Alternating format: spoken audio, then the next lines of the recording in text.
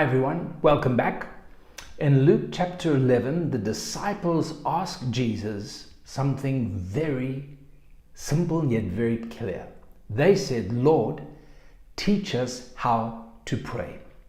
And that is where we have the substance or the context for the Lord's Prayer. The Lord's Prayer, Our Father in heaven, hallowed be your name. Your kingdom come, your will be done, on earth as it is in heaven. Give us this day our daily bread, and forgive us our debts. Do not lead us into temptation, but deliver us from evil. For yours is the kingdom and the power and the glory forever. Amen. I'm sure we've all heard the Lord's Prayer.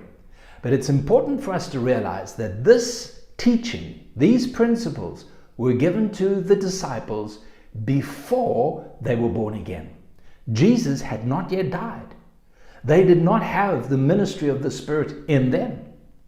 So it's strange that how we have taken that pre-crucifixion principle of prayer and we bring it into the Christian life today.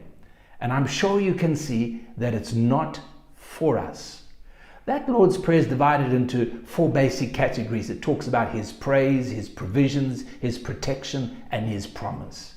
And we can know these things, but the reality of these things comes to us through the teaching and the direction of the Holy Spirit. It must be clear that we cannot be caught up in prayers that are just based on principles and techniques. You know, years ago, there was a great teaching and following because Jesus said, can you not pray with me 1 hour? And so people made a doctrine of this. They made their ministry of praying for 1 hour. People have made ministry of getting up early in the morning to pray. We need to pray, my brothers and sisters, but not on principles or techniques or steps. We need to pray because we're led by the Holy Spirit.